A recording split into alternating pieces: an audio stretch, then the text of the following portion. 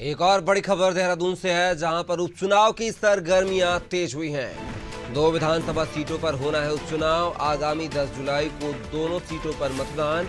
13 जुलाई को उपचुनाव के परिणाम होंगे घोषित। मंगलौर में करतार सिंह भड़ाना है। बीजेपी प्रत्याशी करतार सिंह के पक्ष में पीएम करेंगे जनसभा। तो ये बड़ी खबर आपको बता रहे हैं, जहां पर उपचुनाव की सरगर्मियां उत्तराखंड में तेज हुई हैं। आपको बता दें, उत्तराखंड की 2 विधानसभा सीटों पर उपचुनाव है। एक सीट जो है वो कांग्रेस के विधायक के दल बदल करने के द्वारा इस सीट पर उपचुनाव है। तो एक सीट पर विधायक के निधन के बाद ये सीट खाली हुई थी, तो 2 सीटों पर उपचुनाव है, जिसकी सरगर्मियां तेज हो गई हैं। और इस खबर पर जो है लगातार हमारे ब्यूरो हेड उत्तराखंड से सोनू सिंह फोन लाइन पर जुड़े हुए हैं।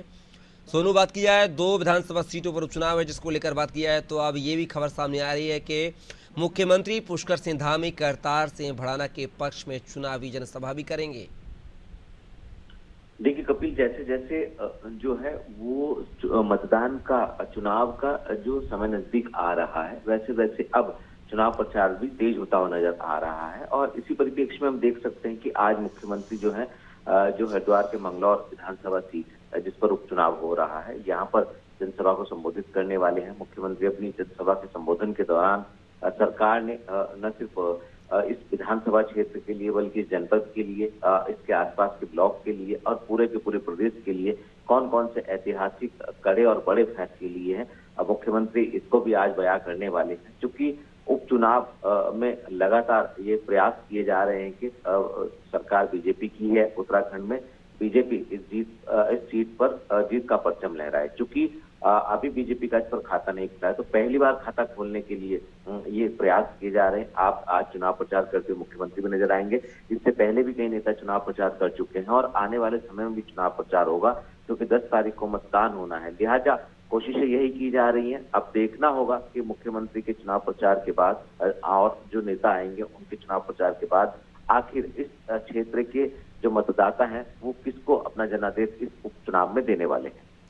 सोनू, लेकिन बीजेपी की तरफ से औपचारिक घोषणा कर दी गई है कि करतार सिंह भड़ाना के पक्ष में जो है सीएम पुष्कर सिंह धामी चुनावी सभा करेंगे, प्रचार प्रसार करेंगे, वोट मांगेंगे।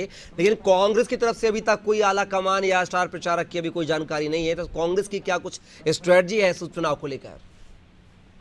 देखिए, जिस मनोयोग से चुनाव हो या उपचुनाव हो लड़ना चाहिए, शायद वो विल पावर कांग्रेस की नजर नहीं आ रही है। और यही वजह है कि कांग्रेस चाहे वो प्रत्याशियों के नामों की घोषणा करने की बात हो, और चाहे वो स्टार प्रचारकों की सूची जारी करने की बात हो, या फिर नामांकन प्रक्रिया को पूरा करने की बात हो, कांग्रेस की जो रणनीति जो होनी चाहिए थी अभी फिलहाल वो उतनी मजबूत नजर नहीं आ रही है। और यही वजह है कि कांग्रेस को जो है वो चुनाव हो या उपचुनाव हो, इसमें हार का सामना करना पड़ता है। अगर आप पिछले विधानसभा चुनाव की बात करेंगे, उत्तराखंड में जब 2022 में विधानसभा के चुनाव हुए थे, उस वक्त जिस मनोयोग से कांग्रेस ने चुनाव लड़ा था और कई विधानसभाओं पर जीत दर्ज की थी, उस तरीके की तैयारी कांग्रेस की नजर नहीं आ रही है।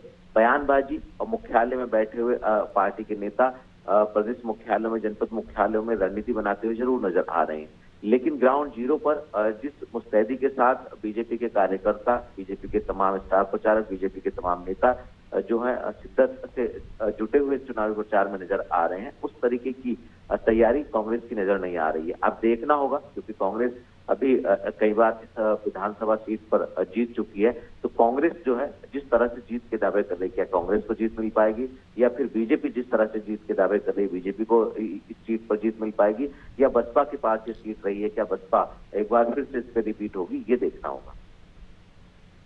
तो सोनू, क्या माना जाए, कांग्रेस जो है, प्रदेश अध्यक्ष कांग्रेस जो है करण माहरा के नेतृत्व में ही ये विधानसभा जो उपचुनाव हो रहा है इस पर लड़ेगी। क्या दिल्ली से कोई मंत्री, मिनिस्टर, माफी चाहेंगे, कोई बड़ा दिग्गज नेता कांग्रेस का पहुंचेगा क्या प्रचार प्रसार के लिए? देखिए कपिल, ये बहुत अहम सवाल आपने किया है, क्योंकि जिस लिहाज से अभी तक जो चुनाव हुए हैं, पिछले विधानसभा चुनाव की बात कर लें और अभी हाल ही में जो लोकसभा के चुनाव बीते हैं, ये मामला काफी चर्चाओं में रहा है। इस लिहाज से भी कि स्टार प्रचारक जो हैं, जिनको स्टार प्रचारक के तौर पर उत्तराखंड में आना था, वो लोकसभा चुनाव के दौरान भी नहीं पहुंच पाए, और ऐसे में बीजेपी ने इसको मुद्दा भी बनाया। तो चूंकि अभी 2 विधानसभाओं पर उपचुनाव हो रहे हैं, इसमें से एक ऐसे विधायक हैं जो बीजेपी में शामिल हुए हैं, जिनकी की पार्टी छोड़ने के बाद जो है इसमें उपचुनाव हो रहा है, जो बद्रीनाथ विधानसभा सीट है, जो राजेंद्र भंडारी वो कांग्रेस के विधायक थे, अब बीजेपी के प्रत्याशी के तौर पर वो चुनावी मैदान में है। तो कहीं ना कहीं ये देखना होगा कि कांग्रेस जिस तरह से अपनी रणनीति बना रही है, कांग्रेस के कौन कौन से दिग्गज नेता जो है वो चुनाव प्रचार करने के लिए पहुंचेंगे, राष्ट्रीय नेतृत्व में से कौन कौन यहाँ इन दोनों के दोनों विधानसभा चुनाव पर विधानसभा क्षेत्रों में चुनाव प्रचार करते हुए नजर आएंगे। ये तमाम ऐसे पहलू हैं क्योंकि समय ज्यादा नहीं बचा है और ऐसे में कुछ ही दिन के समय में क्या कांग्रेस जो है अपने पक्ष में माहौल बना पाएगी, ये देखना दिलचस्प होगा। बिल्कुल सोनू, देखना होगा क्या उपचुनाव को लेकर के कांग्रेस अपनी सीट को, जीत का जो कायम बद्रीनाथ सीट है उसको क्या बरकरार रख पाती है नहीं, ये देखना भी दिलचस्प होगा। फिलहाल सोनू आप हमारे साथ बने रहेगा, आगे भी आपसे जानकारी लेते रहेंगे।